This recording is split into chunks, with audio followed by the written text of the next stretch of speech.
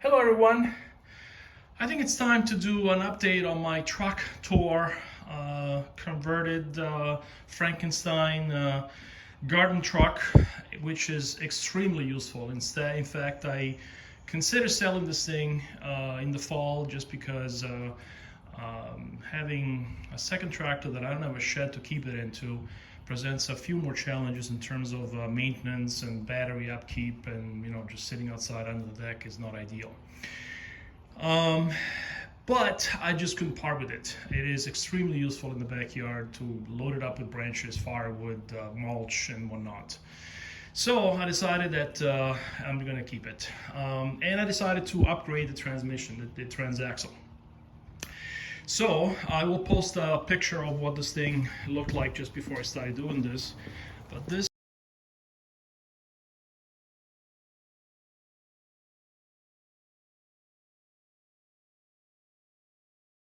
is tiller grade. This is not a heavy duty transmission, so I decided that it's time to do a little upgrade. You'll wonder why I have all these junk tractors sitting here. I'll share that with you in a minute. So actually, in fact, here's another junk tractor that I got in the fall, where the transmission that's in my Truck-Tor came out at the moment. I kind of convinced myself that it was good enough, but this thing, which is a cup SLTX 1054 VT, is really not a heavy-duty transmission. So, since that's all I had, and that tractor actually had a bad engine, but that tractor only had about either 174 or 200 hours on the clock, I figured it would be a good transmission, and in fact it is. I changed the fluid and everything. The fluid that came out of it wasn't actually so pretty, but it works. And so, unfortunately, of course, to put it in, I had to adapt it. So I replaced these angle brackets that hold the transmission in place, the transaxle in place. It sits pretty much at the right height as far as where the belt pulley comes out in relationship to the engine pulley, which actually it does not go all the way to the end, to the engine rather. It goes right there in the middle, and then another belt goes to the engine. And this is how this thing was set up when I got this thing, as you see if you go back and see my very early videos of this thing. Anyway, I was able to adapt it, and actually pretty proud of myself considering my limited abilities and tools that, as you know, I have in my disposition. And so what I did is I put a little gadget here to tension the pulley, right? And it didn't come out extremely straight because I had to drill into this into these bars, which, as you can see, they're crisscrossed, so they're not straight. And that wasn't easy, but it came out reasonable, and it does hold the belt in place with the spring there.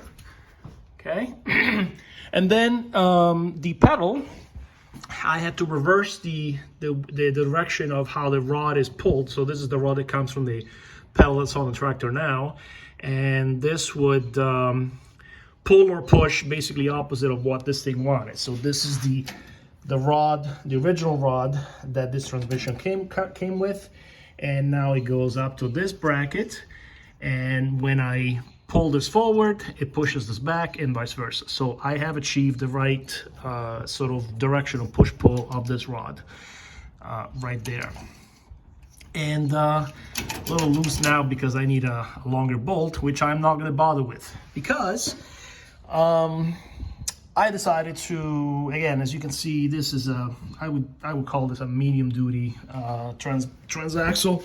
I forget what model this is, but there's what this thing looks like. So fast forward to today.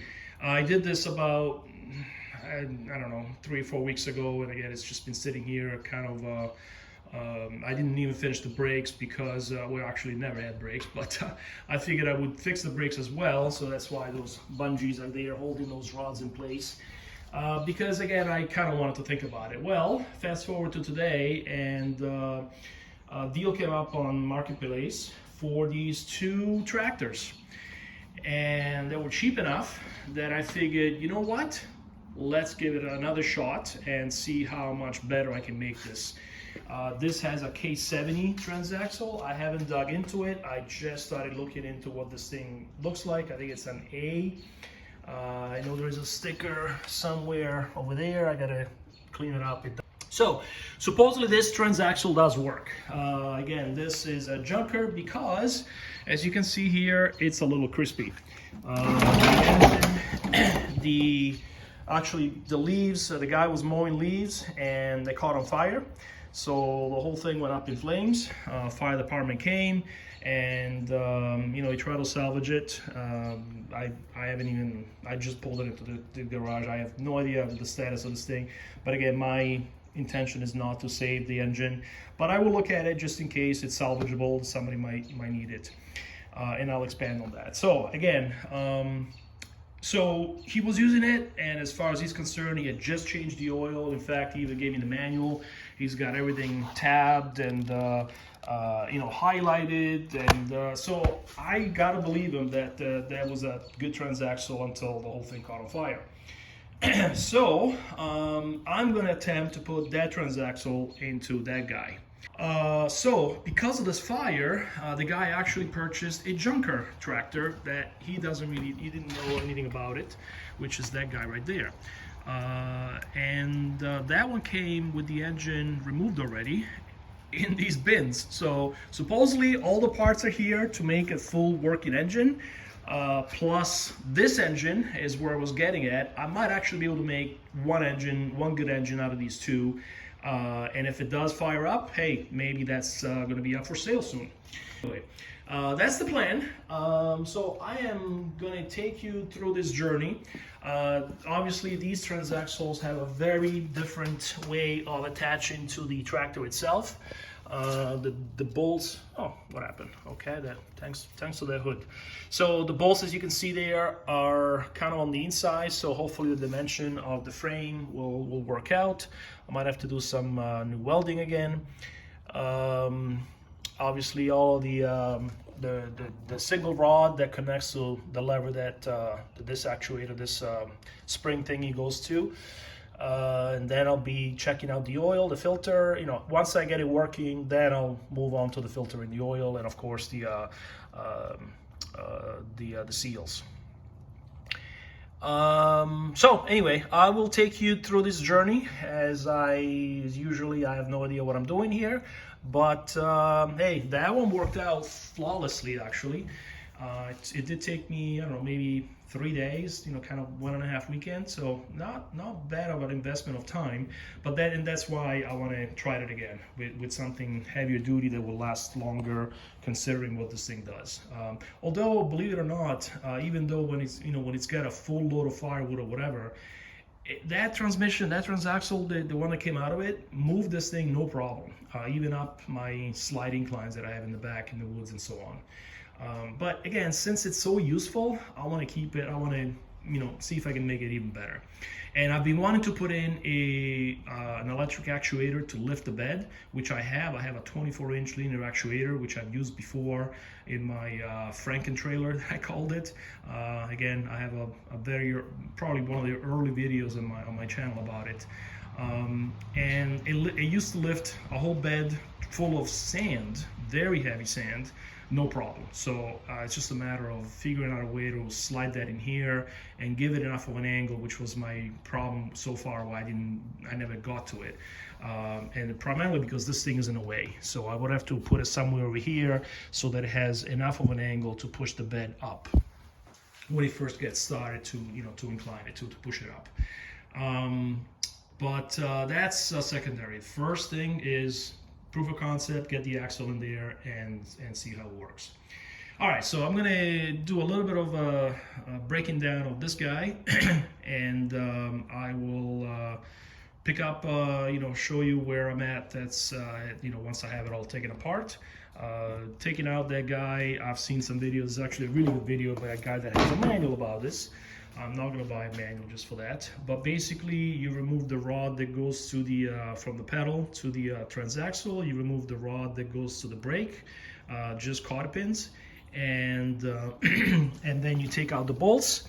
And then I believe there is a notch on the frame a little bit further up The bracket, this bracket right here is gonna, it interferes with this lip, but there is a notch a little bit further up. So basically the process is to slide this forward once the bolts are off, slide it forward and then drop it down. And hey, that should just do that. So I'm gonna go through that, get it out and show you what this thing looks like. Unfortunately, I found out that there are different flavors of this Transaxle. If this is the one that I think it is, which is the K70 A or B or whatever, and maybe it's a 71, again, I'm not sure, I just started looking into this, but there is a flavor of this that actually has a pump for hydraulics built into it, and supposedly this one doesn't have it. I didn't even look underneath actually, but it does have the ports that are capped. And I'm thinking maybe I can even get hydraulics out of this, which would be awesome for the bed lifting mechanism for this guy. But again, not necessary because I do have a linear actuator for it, and that just brings more complications with hoses and cost and whatnot. So this again sits in the backyard and under the deck most of the year. Use it in the spring to clean up the backyard and to bring firewood down into the basement during the winter. Anyway, I will start taking this guy apart and see what happens. Okay, so step one, remove the body, and basically there are two knobs under the seat. Take those out, the whole seat comes out. And then there are two carriage bolts with two nuts that can be accessed on the bottom right here, and one on either side, and the whole thing just comes right out. Tank slips right out, the gas tank slips right out. It was already disconnected clearly, and so that's it, that's where I'm at. And yes, before we pulled anything out, gotta take the pulley out. So basically, bolt comes off, the fan comes right out, and then this slips out. Just a little wiggle, maybe a little spray, and the whole thing comes right out. No need to pry anything. So now I'm gonna attempt to, I got all the bolts out, except for that one. And now I'm gonna attempt to lift this thing up a little bit, slide it forward, and see what happens. All right, guys, well, here's what it looks like. I had to wash it, there was no way. I mean, every single one of these fins was caked, and I had to literally get the dirt out with a screwdriver, which is totally understandable. I mean, in New England with the leaves in the fall, it just makes a mess. So there was fine sand all inside these things. So it is true. Where is it? Here are the ports for the hydraulics. So these are capped. I can't see, but it looks like they're removable actually. So worst case, I would have to get a new case for the bottom here, but it looks like they're capped, and these pop out from the inside out obviously. And I know that the fittings that go there have an O-ring, so they just basically push in, pressure, and then there's a plate that goes on top of these, over these three bolts, that keeps the pipes, the hoses, no, actually they're metal pipes with metal fittings at the end, keeps it in place. So yeah, so I would have to find the right hoses or fittings that come off from here. They go to the actual rubber hoses that then go around these, you know, the tractors that actually use these hydraulics. So I am gonna open it up to you guys and ask the question, is there everything inside of this thing that would just give me the right, you know, the hydraulic pressure out of here? Or do I need to take it out and add a charge pump? Or is that all built in already by default? Good question. If anybody knows, please, I bow to the experts. So I flipped this thing all the way around as I was washing it, cleaning it, and no oil came out at all. This looked, it's obviously wet now, but the dirt looked nice and clean, you know, dry, no oil free. And even here, I don't really see any oil coming out of there, maybe a little bit there. So, but again, the dirt that was around there looked clean. All right, so I'm gonna try to adapt it to the frame here. Take some measurements and see if I can rig something up, and I will show you where I'm at. But I think I am going to leave that here. The video is probably getting long already, and like I said, I can definitely use some advice on the ports. So yeah, I'm gonna leave it here, and please comment and give me any feedback you might think is constructive. And I'll be back in the next episode with this thing fitted and hopefully at least trial tested. All right, bye.